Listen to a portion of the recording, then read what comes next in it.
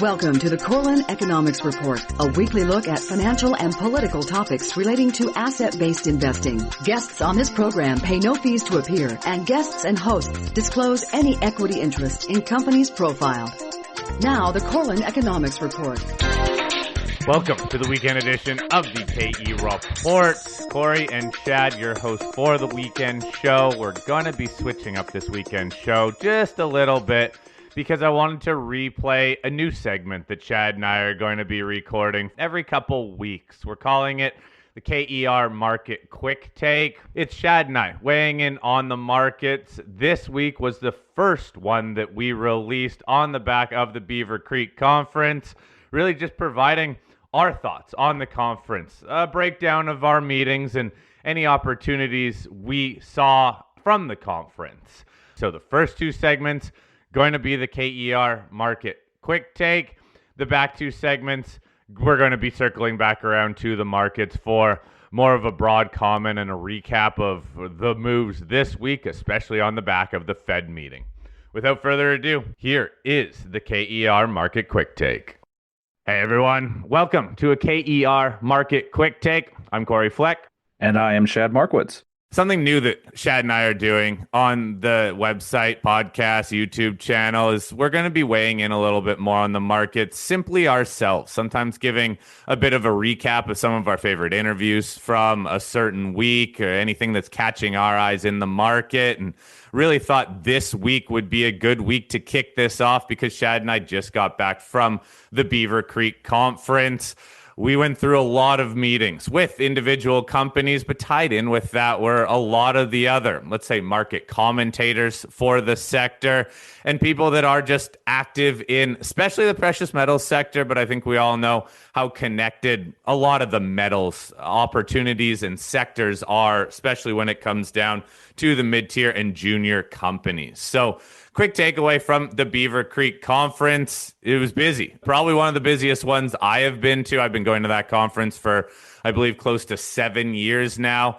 I noticed some new people, but even on top of that, I noticed a lot of people who were in the market, let's say 5 to 10, even 15 years ago, that are back. And a lot of these individuals, whether they worked for funds before or they were active investors before, I noticed a lot of them starting up their own funds and investment groups to get into these companies. And I heard a lot more of these companies saying they were meeting with more investors. The last few years going to this conference, I felt like all we heard about were the juniors saying they were meeting with corporates and other companies. That was a big change that I noticed this year, all of which being positive, all of which tying into very much this bull market theme. So Shad, you were in a lot of different meetings. We shared a couple meetings. What was your takeaway just from the people you're talking to? Yeah, very similar vibe. I think it was the most positive conference I've been to ever in the sense of the sentiment, but a lot of family offices, some European funds were there investing in North American companies, and it seemed like the balance of the meetings that the companies were taking were about 1/3 strategics, like producers coming in and talking to juniors, either for strategic positions or possibly down the road takeovers. About 1/3 were financial institutions and about 1/3 were retail. But they said the retail they met with were high net worth, they were engaged, and they actually felt like they were seeing action happening right after the meetings, that there was engagement from the audience in their share price. So a pretty bullish week, but it was also a pretty bullish week for the metals last week too. Yeah, that's a good point. Metals were going up and the stocks were going up. Just taking the quick flip side of that, the first day I was there, I actually put together a number of meetings with companies that haven't, in a sense, re-rated. Their stock price is very much stuck in a range over the last year, if not more than a year. Some of these companies saw their stock prices even close to 52-week lows. I was really hoping that I would find kind of a diamond into the rough, a stock that hasn't gone 2, 3, 4x in the last year or two. The problem is, a lot of the ones that I met with that were struggling, there was a reason for it. When I was asking about news flow, when I was asking about how they were even spending the cash many of them had just raised, I got a lot of the same answer of, well, we're taking it slow and steady. Next year, we think we're going to ramp up. We're really trying to end this year with a lot of cash in the bank and think about what we're going to do next year. I was shaking my head in some of these meetings, honestly, just saying, guys, now is the time to get out there and spend some money. We've all seen how much money has been raised, especially over summer, into these juniors. And a lot of these are juniors. Fact of the matter is, you guys need to be out there doing stuff. And there just wasn't that diamond in the rough necessarily that I've seen. We'll get into some other stocks that I think, or at least other ideas that are working and still have room to run. But the lagging stocks, man, oh man, it really stuck with me that they're lagging for a reason. And that reason is just simply lack of excitement in the play.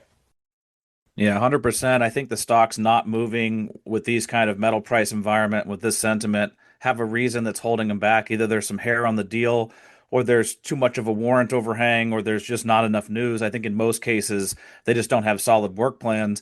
I kind of took meetings with companies, Cory, that were a little further up the food chain. So developers that had raised all that money over the last year, or some of the producers that were cranking out the revenues. And so for them, it was full steam ahead. They had the biggest work programs. They had a lot of excitement. They had a lot of news flow. So I do think the sector is bifurcating between the companies that are moving forward and the companies that are kind of sitting idle. Yeah, absolutely. Now is the time to raise that money, spend that money, and do something with your project on that development front. I find it such a wide net that people cast in terms of what a developer is. I really try to, if I'm looking at a developer, want that developer to be in production within, I think, maximum 2 years, and obviously sooner rather than later, considering where these metals prices are, so that these guys can pay back whatever money they've raised or they have borrowed to build these assets. What are you looking at when you see these development plays? What sort of time frame are you looking at? What sort of characteristics do you watch? Yeah, I kind of want a 2 to 3 year window. But what's interesting is I had meetings with 3 companies that were jumping from the PEA straight to a feasibility. They weren't even going to do a PFS, a pre-feasibility study. So a lot of these companies are trying to fast track their development. And if they've got a 2 to 3 year window to at least get to a feasibility and then get into a construction decision where they've got a capital stack, I still put them in the developer category. I start looking at somebody as a developer around the PEA, but usually a PFS to an FS is where I want them because I want a window to production. But some of these companies are trying to accelerate things or go into small scale production ahead of their feasibility study or do bulk samples. I talked to 4 companies doing bulk samples that are going to be bringing in income and doing trial mining. So it seemed like across the board, the companies that already had resources and economic studies were trying to fast track their projects. Yeah. Oh, man, they are. That does also kind of scare me sometimes, though, because we've all seen how tough it is to build assets. I do like the strategy of this small scale production just to, in a way, test out the mine. But there does need to be that next step where these companies take a little bit more control and go a little bit bigger. What do you think, though, about this kind of PEA, sometimes even earlier stage than a PEA, moving into production and sometimes planning on spending not a huge amount of money, but a fairly large amount of money when you consider what their market cap is and what cash they have on their balance sheet? I know you like to trade these stocks. So is it a short-term trade? How do you know if it's a long-term trade after that? Yeah, it's a great point because we've seen our share of belly flops into the swimming pool from companies that tried to rush things or didn't even have a study and then run into problems when they start mining. So I am nervous, like you mentioned, but I also like the hustle. I mean, I also have waited for years to see companies get a sense of urgency. I guess for me, what I'm looking to see is that they hit their timelines and catalyst. And so if they're rushing to a feasibility study and skipping a couple steps, I want to wait for that study and then react accordingly. Some of them I will hold for the construction decision and the capital stack to where they start building it, but I often will sell before the first gold pour, strictly because it's not easy to build a mine and get it done on time and ramp up correctly. There are a few companies coming out of ramp up, though, that we even have on our show, and they're getting close to just announcing commercial production. In those cases, I'm going to hold through commercial production. Yeah, those stories seem to be the most interesting. I'm with you on that, where when they have done a lot of that spending and a lot of the kind of boring work, finally getting to cash flow, that can totally change. But again, kind of market standpoint wise, a lot of what I heard, understandably so. Look, a lot of people, one, were very happy and felt very smart because, quite frankly, a lot of people have at least one, if not a handful of good investments they've made over the last 2 years that are way up. However, I keep hearing from all these people, it's early innings. I can't tell you how many times I heard that. And you and I have talked before off mic, especially even with some of our guests too, that man, it rubs me the wrong way when I hear, oh, we're early innings here. And I was thinking about this when I was waiting for my flight. And all I did was just a quick search of the top of the tier companies. I looked at Newmont and I looked at Agnico. And just this year, the math that I did was Newmont is up over $40 billion in market cap. Agnico is up over $35 billion in market cap. That's crazy if you consider, yes, I know this sector is strong, but just two companies, arguably two of the leading companies, added $75 billion of market cap just this year. And that's not through expanding production. That is through generating more money. But to me, that does not show that we're in the early innings here. It does show undoubtedly that we're in a bear market, but I don't think anyone's arguing about that. It's just that early innings comment. I realize people are excited. They want to be promotional. I just don't think that we're in the early innings here. Well, I think, as you know, this is a pet peeve of mine too. I don't think so either, Corey. And when I look at it, the sector, I mean, I feel like we've been in a bull market in the metals for quite some time, but even in the mining stocks, and you have to differentiate between, I think, the juniors that are pre-revenue and revenue companies. Most of the revenue producers, the big gold miners, they bottomed in 2018 and have been running for the last 6 to 7 years, hardly in a new bull market. When you look at Dundee Precious Metals, Lundin Gold, Alamos, Agnico Eagle, Wesdome, I mean, some of the big names in the space, they bottomed in 2018 and they have been running and running. Some of them are up 10x to 15x. That's not the beginning of the cycle. Even the GDX and GDXJ and silver and a lot of the big components bottomed in an intermediate term back in 2022. We had that false breakdown in gold below 1675. Everything bottomed in the fall of 2022. And almost everything in the producer category and in the royalty category and in the ETFs that people follow has been running for 3 years. So hardly the early stage, but the juniors have really woken up over the last year or so. So I think for a lot of investors there, they were looking at it through the rose-colored glasses or the gold-colored glasses of their portfolio, and they felt like their portfolio of juniors was just getting started. But man, I mean, I think we've talked about this before. The juniors and silver, they really get going not at the beginning of the cycle, but in the middle to the end of the cycle. So what do you think about silver and the juniors finally starting to run and what we know historically about how these cycles work? Yeah, well, that's why I was so encouraged when we turned the calendar over to September. People got back to their desks and gold made a breakout. That's what I was worried about. Said it on the show a number of times, is that with gold moving sideways for 5 months and then the juniors and silver playing a huge amount of catch up, that had me a little bit concerned for some sort of at least a near-term top or slowdown in the market. But this recent gold breakout, as far as I'm concerned, that's what we need. Gold to consider to move higher because that is the driving force behind the broad bull market. And it does give investors and even the commentators the argument that, okay, well, gold is still pulling higher. That means these other stocks still should move higher. Look, as much as I know people want to talk about what inning we're in, I think it's a silly game to play because nobody knows. But that's why I'm really doing a lot of research and asking a lot of people what a top looks like when it forms, because it doesn't just happen on one day. It takes time. So we all need to understand and probably appreciate that, yes, when our account that is focused on these stocks is at an all-time high, especially when you've been around for 15, 20 years. So you've seen that last major bull market that ended back in around 2011. So to at least clear out of some of your positions, if not a lot of them, to find other opportunities. But hey, it all ties into the fact that I didn't hear really anybody talking negative about the sector. There isn't a wall of worry, at least at that conference that I heard about. How about you? Well, I mean, I would go as far as saying I didn't hear one bear. There was not a bear against gold, silver, or copper at the entire event. I didn't hear one person over cocktails or at a dinner or just in quiet conversation even mention that they were concerned. A few people said, hey, it does seem like we're hitting like the gas pedal here, but most people were going all in. So it does seem like a risk on pedal to the metal bull market.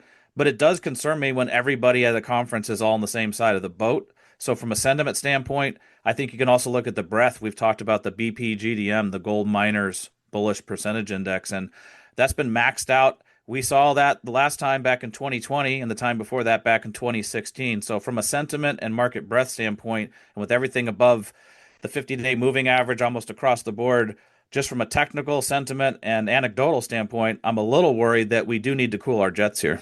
Yeah, one other thing that I kept hearing from investors and even the companies are warrants. Warrants are in the money. Look at how much more money from a company perspective we are going to pull in through the exercise of warrants. And from an investor perspective, look, even I'm sitting on a number of warrants that are in the money, which really brings up the question of warrant management strategy. Do you simply hold these warrants closer to the expiry date as kind of that leverage play? Do you exercise now? But then if you exercise, you probably want to sell some of that position. And then that brings up the question of what's another opportunity in that position. Warrants, I think, are still good for companies, especially when they're in the money, because they are a way to raise money from your current shareholders, or at least those that were current shareholders. But a lot of the companies now really can pay attention to who they're raising money with and make sure that it's simply not just warrant clippers. However, hey, any warrant clippers that have been essentially buying financings in the last year and then immediately selling the shares when they're free trading and holding the warrants, they're doing pretty well. But it really was one of the first times in well over a decade that I was hearing so many people, companies and investors, talk about warrants, how they're in the money, how they look so favorable right now. Yeah, 100%. I had talked to a lot of investors that were actually exercising part of their position in their warrants so that they could have extra exposure to companies. Some are doing that and they were clipping it, selling the shares, and then rotating it into into companies that they wanted to take positions in. But I actually heard more about this from the companies themselves that were boasting about how many shares were coming in early ahead of the expiration date, or if they had an expiration date, how much they thought was going to bring into the treasury. So a lot of the companies kind of rubbing their hands seeing that there's extra money coming in now. But the fact that so many warrants are in the money, I think also speaks to where we're at in the cycle. Yeah, even more of a reason for these companies to get out there and do something with that money that they have, that they've raised. Or even if the warrants are in the money, go contact those investors and say, hey, come on, give us that money. Let us do something with it. Really, just taking a step back, though, brings up the question of where is this sector going? It's still a bull market, so I do think you still should have exposure to it. Obviously, some of these juniors just started running, and yes, I know a number of companies are 2, 3x minimum, if not 6, 7, 8x higher. What's the next play? Where's the next sector to run? We have seen this plenty of times where gold and precious metals broadly lead a bull market. A lot of money is made. When they do slow down, even as they're running, we can see some other metals sector, because all the investors in this area do like to keep the money really within the kind of resource and metals narrative. What's coming next? I still heard a lot about uranium. Man, I heard a lot about copper too, how a lot of these copper juniors, which there were some of them at these conferences, even though it was more of a precious metals conference. A lot of people still positive about copper. I also find that there's just more copper companies, junior coppers out there. So sometimes that's why you hear people more excited. But I really do think that investors right now embrace the bull market in precious metals, but always be thinking what the next sector is, where money could rotate to. I don't have an easy answer for it right now, but what I was hearing a lot of was uranium and copper. Yeah, same thing. And personally, I took 1/3 of my meetings in copper companies because I'm actually personally looking to rotate some of my precious metals funds into copper. That's probably number one, was copper. And there was a lot of copper companies there that also had a precious metals component. So they're kind of a hybrid precious metals copper company. Those seem to get the most interest from investors. A lot of people rotating to energy. Some discussion about how beat up oil and gas were, but also uranium as another energy component. So a lot of that. The other one that I heard a lot of, Cory, was the critical minerals. I mean, there are a number of tungsten companies, antimony companies, companies that are looking for rare earths, companies that have a mix of, niche specialty metals, and they were really tying into the theme we've seen from governments, not just US, but Canada and Europe, about the importance of strategic metals, critical minerals. And so a lot of new juniors out there they're also up 100 to 200%, but investors are just now finding out about it and piling in. So there seems to be a rotation either into energy or into critical minerals. Yeah, we'll see if this continues. That critical minerals play a lot of them, at least with that antimony, trying to tie it into precious metals as well. But hey, I guess overall, look, one of the most upbeat conferences I have been to prior to, let's say, 2011, when I was going to conferences in Times Square in San Francisco. Things were happening. A lot of attention was being given to precious metals, even sitting on some of the shuttles around there of some of the people that weren't in the conference. They were even noting gold, how much better it had done. I did feel like people were talking about it that aren't even in the sector, but right now seems like a bull market. That conference only drove it home, and we were all seeing the different side of things where the stocks were continuing to do well in these meetings. There's a lot of money in the sector right now, whether it's new money or simply money that is looking to really rotate into the sector and throughout the sector. That's my takeaway. Shad, take us home. Yeah, I think that we're definitely in a bull market. That's the key takeaway for me from this conference. I do think there's a lot of companies pressing the envelope with what they can do. They've raised the money. They're doing work programs. I do think we'll start seeing quality continue to separate from the rest of the mass, the people that make the discoveries, the people that hit their milestones on time, whether that's an economic study or a resource, or whether it's a quarterly production. I think that's going to be the theme, and still waiting to see the potential of some M&A from this conference. There was a lot of whispers, but so far not a lot of news. But I would mention that we did see a big mega merger in the base metal space and a couple of big acquisitions. Whether we'll see a lot more M&A, that remains to be seen. All right, that wraps us up. The first ever KER Market Quick Take. Everyone, let us know what you thought of this segment. Also, let me know what you thought of the name. I'm not married to it, but we wanted to come up with some name just to brand these so that Chad and I are going to do them on a little bit more regular of a basis, especially now that I think there's a lot more to talk about in the metals sector, as we do have a full-on bull market and a lot of stocks doing well. That was Shad and Cory here for your KER Market Quick Take. Al Corlin's firm, A.B. Corlin and Associates Incorporated, provides consulting services to public companies on matters of regulatory compliance. To find out more, follow the link from www.kereport.com. The Corlin Economics Report will be back after this brief timeout.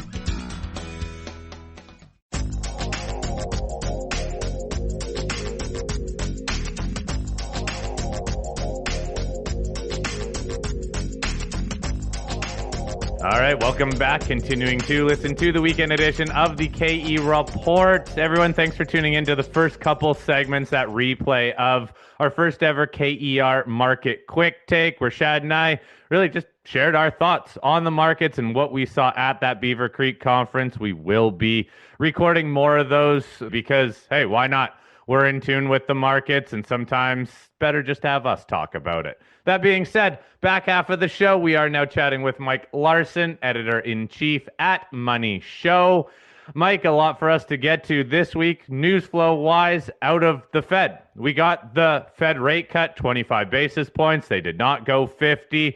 We also got the updated dot plot that shows 2 more rate cuts this year, or maybe just one 50-point rate cut. The Fed only has 2 more meetings the rest of this year, and 1 more 25 basis point cut next year. Really seems like the Fed has now moved forward some of these rate cuts that people have been expecting.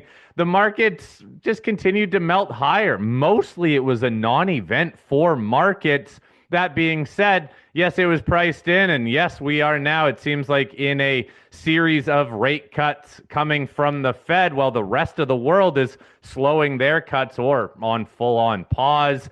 Mike, what's your takeaway from what we found out from Jerome Powell this week and the market reaction? Yeah, thanks for having me on. You know, it's so funny because I was trying to think of how to summarize the Fed meeting for a brief video update I did after the news came out.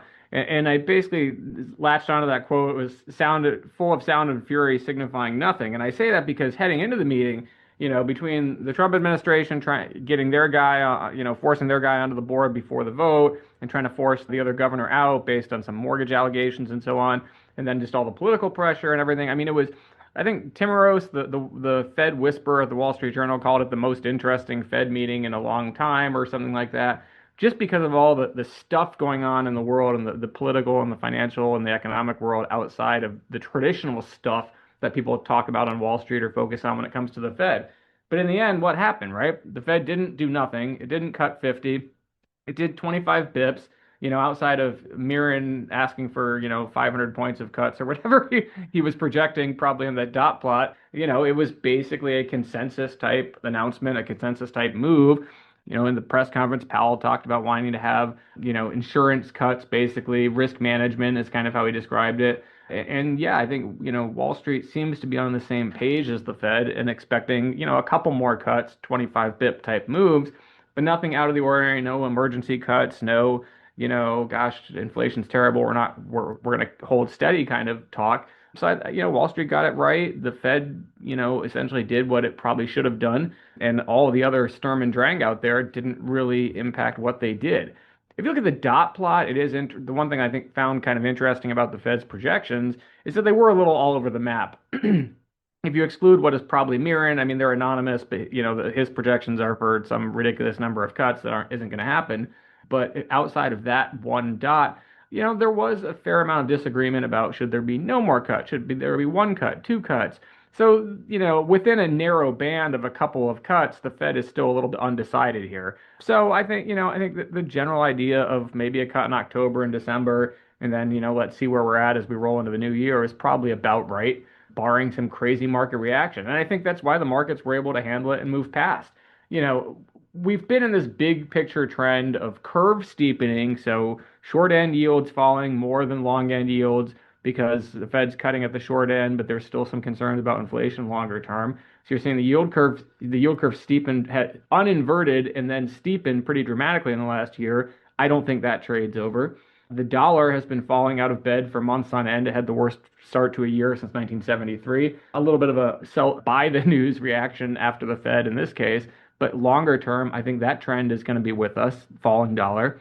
And I think, when it comes to precious metals, the proof's in the pudding. Gold, silver, continuing to do very well. Same thing, a little bit of a post-Fed blip as people sold the news in that case. But that trend, I don't think is over. So, big picture, I think you still, after what the Fed's done and expecting what I think they probably will do in the next few months, you still want to be short the dollar. You want to be long metals. You want to be generally long stocks. And you want to be, playing for a steeper curve in the interest rate markets. I think those big picture trends are not over, probably not by a long shot. Well, Mike, if we do see the series of cuts, we got the first cut in. I think everybody expected that. But if we get, let's just say, two more cuts this year in the November and December meetings, are there any areas that are the interest rate sensitive parts of the market, those sectors that you got your eye on? I'm thinking about financials, and I'm also thinking about the small cap stocks. We've seen the IWM finally make a new high, and the small caps, since they borrow money and a lot of them are pre-revenue, it's germane to them. Any other areas that are interest rate sensitive that you think are worth watching? Yeah, great point. I mean, if you looked, yesterday I was looking at how everything did in the first 24 hours or one day of trading post-Fed, and the smallest cap stocks, the IWC, the micro cap ETF, was up more than the small cap ETF, the IWM, which was up more than tech, which was up more than the mega cap ETF. So essentially just what you would expect to happen post-Fed, where easier money has the biggest bang for your buck if you're a higher indebted corporation, U.S. focused, whatever, i.e. small and micro caps, is what happened. So I think, the fact that those sectors and those parts of the market rallied the strongest, I think that's a bullish sign, generally speaking, for the markets. And I would also say that that's what you kind of want to see and need to see to know that this market's broadening out. I mean, look, I don't dislike tech. I think tech has a lot going for it, but you can't just keep buying the same 7 names, Mag 7, like we did a year and a half, 2 years ago in the earlier phase of this bull market. You got to start finding other stuff, and you want to see those other companies begin to, benefit, and the benefits of easier money and stronger growth and everything else filter down throughout the markets. And indeed, that's what you're starting to see. So I think that's encouraging. And I think I'd be, again, keeping a close eye on the financials. That's one of those sectors that a steeper curve is ostensibly pretty bullish for, your traditional financials, your banks and so on. IPO activity has been through the roof lately, which is good for your more Wall Street sensitive financial institutions, IBs, and so on. So if those parts of the market do well, then I think that could be kind of the torch bearing part of the market, if you will, that picks up from tech and continues to run. So I like what I see. I don't think those big picture trends are over. And I do think that, you're going to have more bang for your buck if you go down the cap spectrum, just because, yeah, that's what you would expect to see benefit from some of these developments that we're seeing. And you are. Actually, just as we're talking here, I just put up a 6-month chart on my screen. The IWC, the microcap ETF, in the last 6 months is up just about 30%, whereas the Qs are up 26%. So, that sector is outperforming. Those smallest companies are outperforming tech, and you're probably going to see that continue to happen as money gets cheaper. Oh, we keep hearing just how important tech is because of how heavily weighted it is in those broad averages and how it continues to, I guess, garner still a bit of money, but that spreading out of money is important. On that aspect of spending money, some people are a little bit more concerned about the consumer, but lower rates, that might help the consumer. As you said, we're seeing a much better IPO market. And there's still just so much spending going on in AI. That seems to be the main driver of where money is being, I guess, circulated in these sectors is tech companies spending so much on AI, but now that money going down the food chain. So is it all about lower rates here? Do you see maybe individuals, other companies also being able to open up the wallet a little bit and spend, not to the same extent of tech companies, but at least spend in different areas?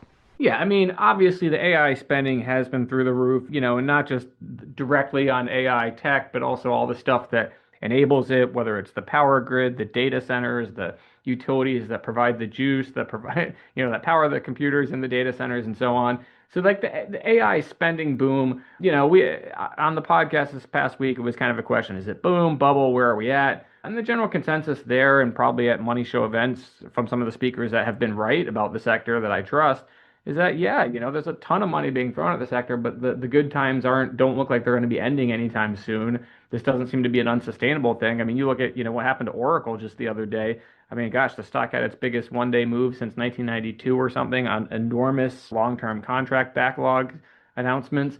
And companies are generally saying they're finding value in these AI investments. They're getting more productivity out of their workers. Their businesses are being made more efficient. So it doesn't look like one of those things where, you buy some whiz bang type technology and it doesn't actually do anything for your bottom line. So I think that part of the market can continue to be strong. You're right that retail, with the jobs market cooling somewhat, but not falling apart, I don't think it's recession or anything like that. And the impact of tariffs on tightening, pushing up prices of goods and things like that for consumers. Everything's not 100% rosy. There are things like that are struggling. The retail stocks in general have been kind of underperforming, broadly speaking, for a while now. So yeah, that's not perfect, but I think from a big picture standpoint, enough's going right and enough's likely to continue to go right that I think you still want to be bold in your approach to this market. Well, Mike, because you get to talk to so many different sector leaders and pundits and different fund managers and people that are thought leaders in different sectors at the Money Show, are there any themes that you're picking up from some of the shows you've done or the interviews you do as far as when some people may start taking some chips off the table? Like you say, there's a pretty rosy outlook. I think most people are pretty bulled up. Most sectors are breaking out, whether it's commodities, equities, cryptos, everything seems to be in melt-up mode. But are there any points that some of the speakers you talk to have mentioned where either technically or fundamentally or valuation-wise or sentiment-wise, they may start getting more defensive? I do think there is concern about AI and the bubble bust boom kind of question. I mean, that does come up quite a bit. We have bullish speakers on it. We have those who are sort of bullish on AI sideshow plays, again, utilities, think copper, data center type construction infrastructure plays. It's a topic of conversation that people say, how much is too much? How much can a stock like Palantir go up, whatever it's up? I mean, the numbers are insane, 400, 500% in the last year. So yeah, people they're attracted to that, and there clearly is some question debate whether it's sustainable longer term. So that's on the minds of everybody. I would say that while people that I interact with, I did one of those polls, and we had 450 or some odd people in the keynote hall in Toronto just when we were just at that conference. I basically did a show of hands. Are you bullish or bearish? And let's say maybe 70, 80% of the crowd was bullish, but the conversations and the questions were not, oh my gosh, tell me where the next six bagger is or 10 bagger is. How can I 10x my money? Blah, blah, blah. Palantir hasn't gone up enough for me kind of thing. I mean, it was still, there were still questions like, isn't this market risky? What's going to cause a bust? Shouldn't I be looking to sell here, lighten up? I mean, it was questions, there were enough of those kinds of questions versus sort of a euphoric type environment that I still think the retail investor is not all in on this. I don't get that same sense where it's just everybody's starry-eyed and euphoric. They're still concerned, and again, from a contrarian perspective, that's probably what you want to see if you think that the market can continue to climb. So, Mike, really, it's all about kind of circling around to outperformance. Which sectors are outperforming? And Money Show, you release a best of report that outlines the, I believe, top 10 picks from recent conferences over the past about year or so. Take us through what was in that report. What is outperforming, and how should we view this report? If stuff has been outperforming for a while, will it keep leading? Yeah, sure. So a little bit of background. Every year, not just since I joined Money Show in 22, but for many, many years before that, we've always done an annual report that we start soliciting top recommendations for the year ahead. Back in the December timeframe, we put this whole big report, 100 plus pages together, and release it at the beginning of the year. And it's from all of our contributors, or as many contributors who respond. We ask for one pick that's a little more defensive, dividend oriented, one pick that's more growth focused. And some do one, some do two, some just don't have time, whatever. So it's not always the same contributors. It's not always the same experts in certain sectors year to year. It generally is sort of an amalgam of experts in multiple sectors. Some people are dividend focused. Some people are mining focused. Some people are tech people. Some people, a little bit of everything. But what I always like to do around mid-year is go back to look at the performance table. I track everything in Yahoo Finance and see what's leading, and then go back to the contributors of the top 10 picks and say, hey, your pick's at, number 3, number 6, whatever. Tell me what your updated thoughts are on this stock. And what's interesting is this year, 6 or 7 of those top 10 are mining companies of some sort, precious metals or rare earths and so on. So, what does that tell you right there? It's not that I went out and got from 44 contributors, 42 mining stocks or 84 mining stocks if you double it. It's just that those stocks are the ones that are severely or seriously outperforming. One of them, a silver and gold miner, was up as of the tracking period 314%. So just since January. So that's an example of again, when you talk about is the mining sector overdone? It's certainly having an incredibly powerful bull run. You certainly have, of the companies in this report or in this year's portfolio or pretend portfolio, model portfolio, whatever you want to call it, a lot of them are mining stocks. But, I still don't see that overly manic sort of, we're really close to the edge, ninth inning, whatever you want to call it, type thing, tail end of the bull market. I mean, I know before we hopped on here, kind of off camera or off microphone, we were talking about how to characterize the phase of the market for mining stocks. And I kind of look at it as, we're not quite at the 7th inning stretch. We're getting closer. We're maybe in the 6th inning, but, we're not in the 9th and we're not in the 1st, just the way I see it. Yeah, I think that's a very fair take on it, Mike. And it's interesting to see that the mining stocks have done so well in that model portfolio. I guess it begs the question, we kind of live in the commodities universe here at the show, and we spend a lot of time on resource stocks. A lot of them have run. A lot of them are just getting running that are the smaller cap stocks. But do you think that translates over into the wider audience that you see at the Money Show as far as more people getting, I guess, awakened to the commodity sector or the potential gains and earnings in gold and silver stocks and copper stocks and rare earth stocks and uranium stocks? Do you think that's translating over into more people getting interested in raw materials? You're seeing more of it as time goes on and as this bull market goes on, yes. Again, I wouldn't characterize it as manic, as, oh my gosh, everybody wants to put, all their money into metals and mining stocks and they don't care about anything else. We're certainly not near that, which is another reason why I think we're probably still have room to go in this bull market. I would say when it comes to the speculative element, people looking for as Eric Balchunas at Bloomberg would call it, the hot sauce in their portfolio. They want to scratch that speculative itch. A lot of money in, looking for those kinds of investments is still going to things like cryptocurrencies, is still going to things like AI and tech names, the Palantirs of the world. So that's where more people, though not all, are kind of finding the speculative element for their portfolios. We are seeing more interest gradually in that junior mining in that, that part of the speculative arena. So it is happening. There is a shift, but again, it doesn't, and again, it's more of a feeling. It's not quantitative. It's not something based on, that I can put statistics and all that other type of stuff into. But just from my sort of qualitative sense, what I've seen not just working at Money Show for the last few years, but attending Money Shows back to 2005, I don't think we're at that point where it's just, oh my gosh, everybody's all in, and that's a time when you want to be taking a ton of money off the table.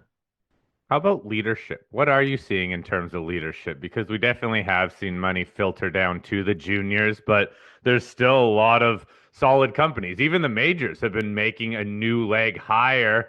Are you seeing this environment in the metal stocks, especially, precious metal stocks, is rising tide lifting everybody? Are you noticing certain ones being complete outperformers or garnering simply more attention from the people you talk to? Sure. I mean, I've always told you guys I'm not in the super, specialty arena in this sector like you guys are. I mean, you talk to, you really are into the nitty gritty, analyzing a lot of these junior companies, exploration companies, and so on. You can analyze them inside and out. I come at it as sort of a generalist, so I can't really tell you, hey, this sort of subsector of the mining space is doing X, whereas this other subsector is doing Y. I just look at it overall where again, whether it's names that I may pick up from specialists or names, companies that I'll kind of, hear about and listen to, or newsletters that cover the sector. I'm still finding a lot of interesting ideas, but I think overall, just even the ETFs are performing amazingly. I mean, just as we're talking, pull up GDX and GDXJ, 112.2% year to date for GDX and 114.3% for GDXJ. So, it's almost no matter where you are in the sector, it's doing pretty darn well. And I think I think that part of it also, and again, you guys know this, the market cap of this sector relative to so many other parts of the market. I mean, it's minuscule, right? I mean, so if big money, whatever the Fidelities and the Black Rocks and so on of the world need to allocate money to mining stocks because their investors are saying, what the heck are you doing? You're missing out on this. It has a tremendous impact on the sector just because unlike in like technology, which has an IPO every other day and the market cap's enormous and you can, move billions of dollars here and there without driving the stocks up tremendously, it's a lot harder to do that in the mining space. So if the big money of the world goes from having 3% of their money in miners to 10% or 8% or even 5%, it has a pretty big impact across the space. And I think that's what you're seeing here. Mike, I'm also curious if some of the executive orders and some of the things out of this administration that relate to, mineral development, and there's been 4 executive orders on nuclear power and uranium. There was tariffs on copper that were on again and then changed and then on again, off again, on again, but then they clarified it. And so a lot of people that couldn't spell commodities last year have probably seen all this administration action and said, what is going on with copper? Or why are we trying to develop critical minerals and rare earth projects? And why are there 4 executive orders on nuclear power? Do you think that's bringing any generalists into the fray that maybe just see all this activity and want to know what in the world's the deal with the commodity sector? Yeah, I think you're absolutely right there because look, government involvement in private enterprise, we can have a whole philosophical debate about whether it's a smart thing to do, whether it works long term. There's a million things I could say about that, but that's not really the purview of from an investor or trader standpoint, what do you do about it? And let's be honest, if the government is supporting a sector, is trying to improve its prospects, trying to help domestic producers of X, whether it's some of these rare earths, whether it's some of these other sectors, like you mentioned, relative to producers overseas, what's that going to do? You don't, why would you fight that? You want to get on board with it. I mean, one of the stocks that was in that report, I don't mind sharing the United States antimony or antimony, depending where you're from, how you pronounce that. I mean, that stock's up 200+% year to date. And why is it up that much? Part of it's the demand, but part of it is that the government's, the U.S. government's kind of backing it because it wants to make sure there's a supply of that particular mineral for things like defense and other sectors. So, again, argue the semantics if you want from a big picture standpoint, but if as an investor, what are you going to do? You want to kind of ride or use that tailwind to your advantage. So yeah, I think that definitely is another factor here. What about some of the other commodities then? Because copper is still doing pretty well, but it's not getting anywhere near the attention that precious metals are. But copper is a little over 460 right now.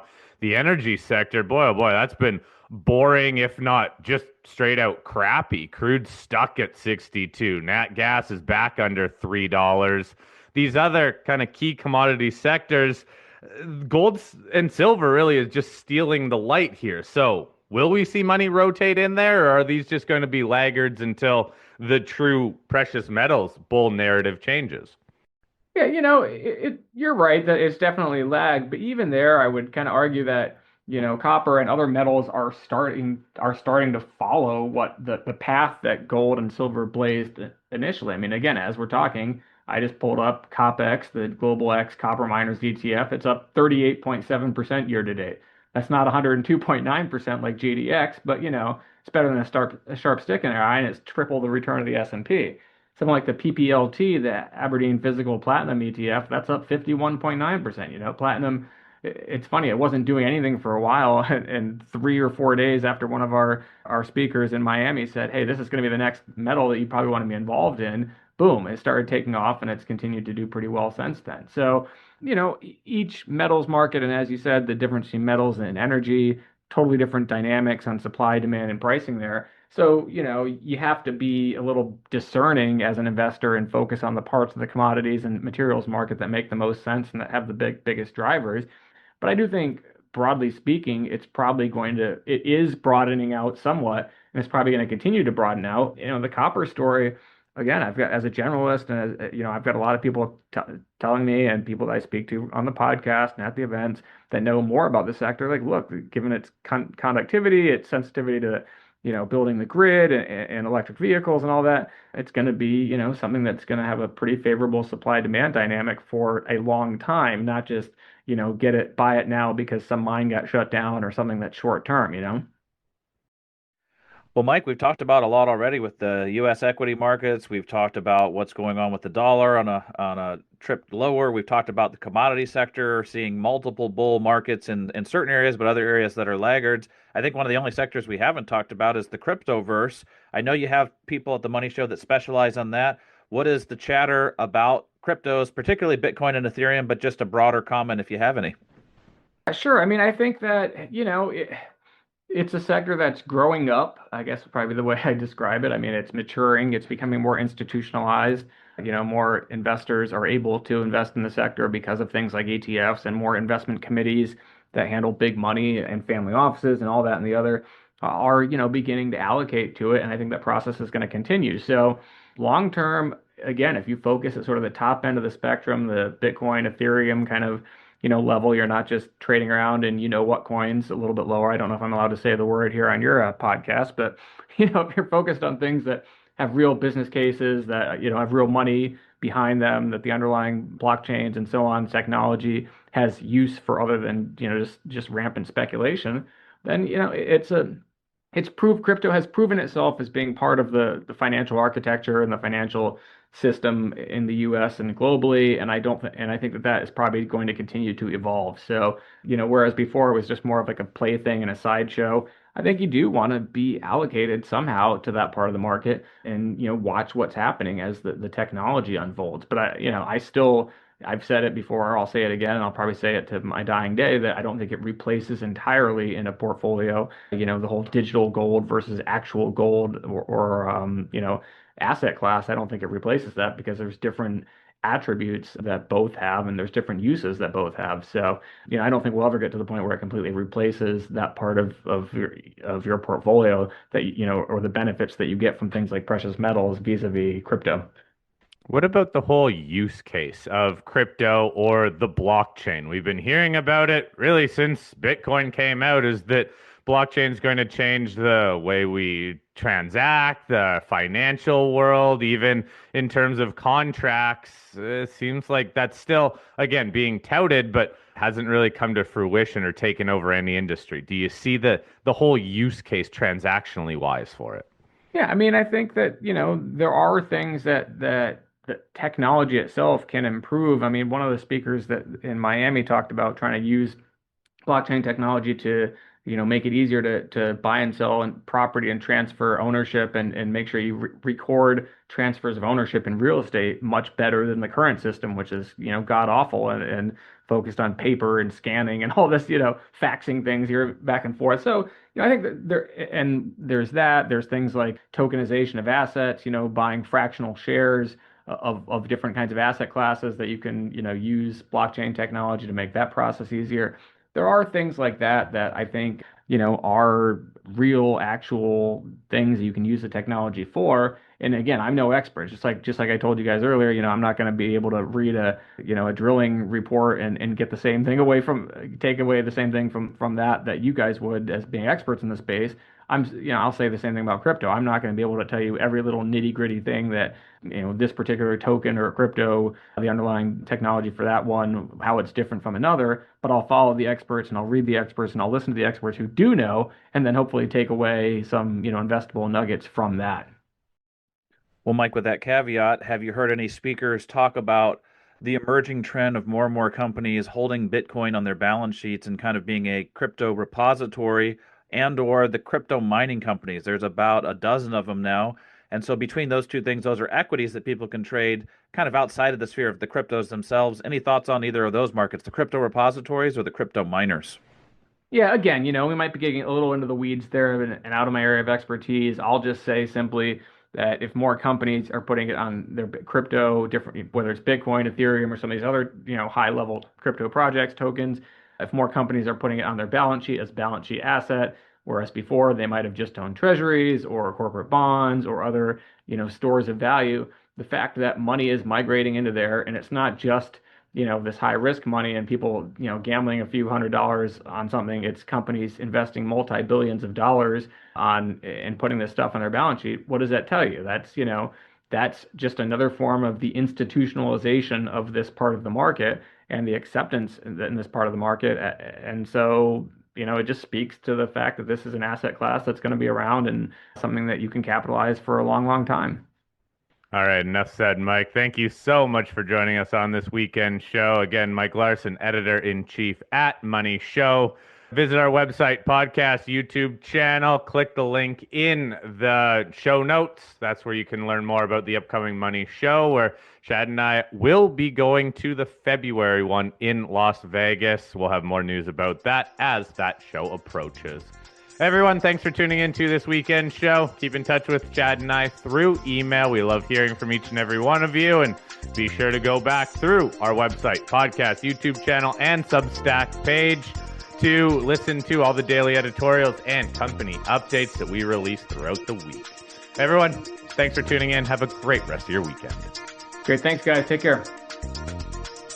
The Corlin Economics Report is produced for A.B. Corlin and Associates. Opinions expressed on this program are intended solely for the entertainment of our listeners, do not constitute investment advice, and are not necessarily those of this network, radio station, or our sponsors. Find out more about this program and today's guests by visiting www.kereport.com. For Al Corlin, this is Colleen Robbins. Join us again next week for the Corlin Economics Report.